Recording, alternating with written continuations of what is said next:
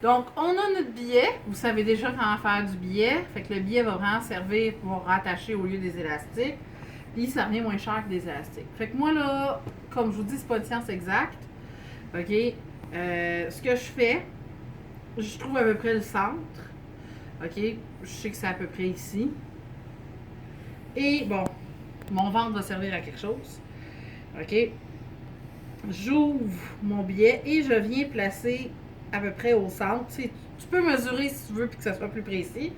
Et tu le replies par-dessus comme ça. Et là, il faut vraiment que tu mettes des aiguilles pour que ça tienne puis que tu veux vraiment, vraiment, mais vraiment pas que ça bouge. OK?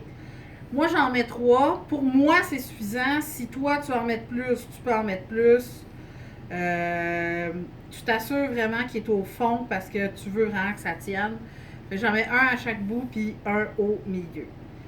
Puis là, c'est vraiment, vraiment épais. Puis je vous le dis, tantôt, j'ai pas nécessairement cassé, mais ça l'a fendu une de mes aiguilles. Mais là, tu viens pas le faire directement ici. Tu viens ici, tu commences à partir du bout du billet. OK? Donc, moi, je fais un peu plus loin parce que des fois, ça tombe dedans puis ça fait des problèmes. L'idée, là, c'est juste le fermer, là. OK? C'est pas une parade de mode. Hein, Patrick, vous savez que la mode, tout c'est pas vraiment son porté. OK? Bon. Alors, tu fais comme une couture normale. Tu fais ton point d'arrêt. Et après ça, tu le fais vraiment. Là, je vais essayer de vous le montrer, là. Faut vraiment que tu le fasses au bord. OK? Puis prends ton temps. Va pas vite. OK? Moi, je pèse aussi dessus. Donc, là, je vous parle pour votre croche, là. Parce que en pesant dessus, j'empêche que ça s'ouvre. Plus j'approche de mon masque, plus vous allez voir, je vais ralentir un peu. Bon. Ça va faire des espèces de petites bulles. Et là, c'est là que ça devient important d'enlever ton aiguille. Quand tu arrives à l'aiguille. Surtout dans la partie ici, parce que c'est très, très épais. Si tu veux, à chaque fois que tu as besoin d'arrêter pour enlever quelque chose, laisse ton aiguille dans la machine. Comme ça, ça empêche les choses de bouger. OK? Et là, je peux enlever mon aiguille.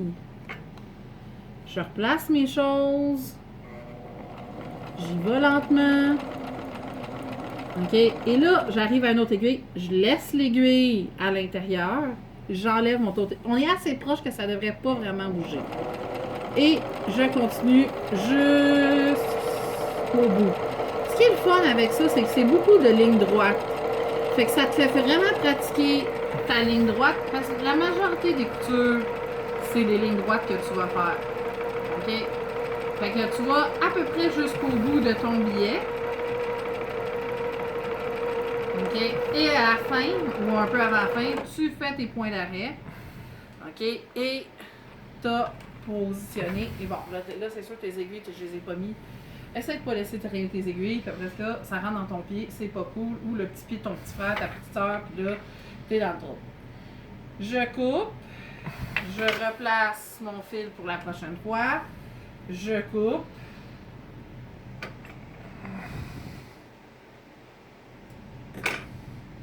Oups. Je dis je coupe. Et voilà.